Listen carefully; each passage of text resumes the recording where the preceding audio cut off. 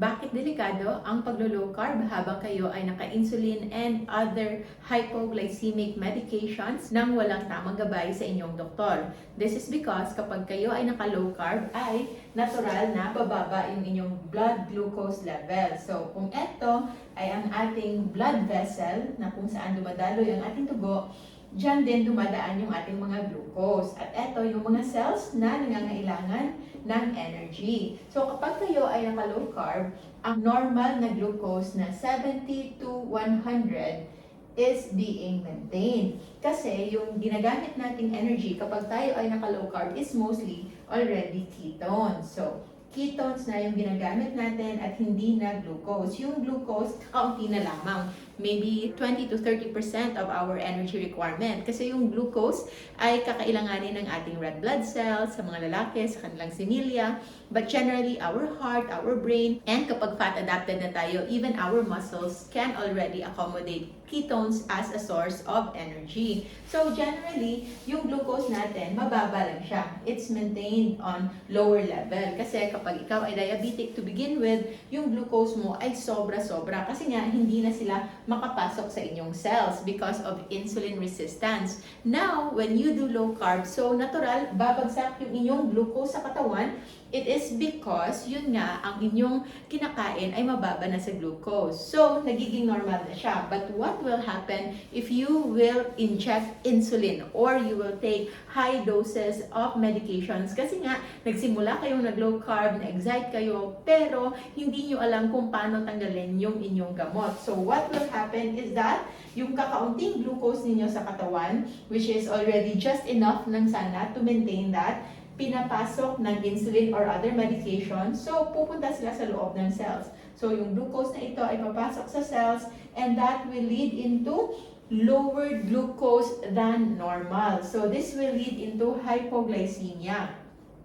So kapag parati kang hypoglycemic, pwede kang himatayin, manghihina, and the most dangerous part of persistent hypoglycemia, kung kaya nyo itong labanan, would actually be a stress response or a stress signal papunta sa inyong puso. So kapag parating mababa ang inyong blood sugar because of medications, ay magsisend ito na alert ng signal going to your heart, asking for it to pump harder. Kasi akala niya, baka kulang lang yung trabaho ng puso, kaya bumababa yung glucose or kulang yung sustansyang nare-receive ng mga cells. So yung gagawin ng puso to compensate, it will pump harder and harder.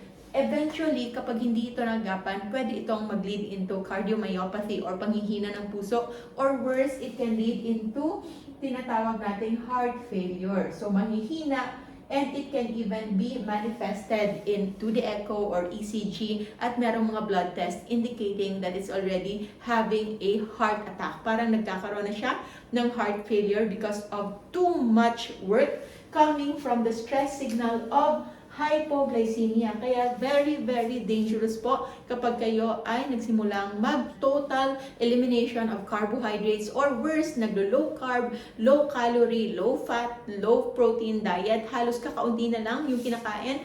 Plus, your fasting is still longer. So, kapag kayo ay patuloy na ganito, you can lead into a dangerous, pwedeng lethal hypoglycemia, immediate, or a little chronic, maybe 2 months, 3 months, 6 months time of leading into heart failure because of this stress response. Yung kailangan dito, well-adjusted, tamang pag-wean off or tamang pagwala ng gamot kapag kayo ay magsisimula ng low carb way of eating. Don't ever risk yourself just because ayaw nyo gumastos ng pagpapakonsulta or ayaw nyo gumastos ng tamang paggabay, because when you do that, you are actually endangering your life. Low carb nutrition and fasting is a very, very good tool for healing. Pero kapag ito ay hindi nyo nagamit ng tamang paraan, it can even lead into more dangerous scenario, even death. Ayokong takutin kayo, but that is the reality. I've accepted patients with this condition kasi meron na silang sobrang daming gamot na binigay to deal with heart failure. Meron pang iba na akala niya siya ay mabubulag na kasi umidilim na yung kanyang pananaw, only to realize that they were having persistent hypoglycemia. Nagtuturok ng 20 units insulin morning and evening kasi nga akala nila ay tama pa ito kasi yun yung nakasanayan nilang dosing. And of course, those medications usually given under the standard high carbohydrate way of eating. That's why if you will do low carb, it's really important that you do it the guided way, the right way, so that you will not put yourself in a dangerous spot. Other doctors might consider, especially not knowledgeable in low carb, baka maliit na bagay lang yan, it's just diet. But we now know na low carb can actually drastically lower your blood sugar. From fasting blood glucose of 200 to 50, it can now lower down to 100 or 110. HbA1c of 10, 11, 12. In 3 months' time, it can lower down into 5.5.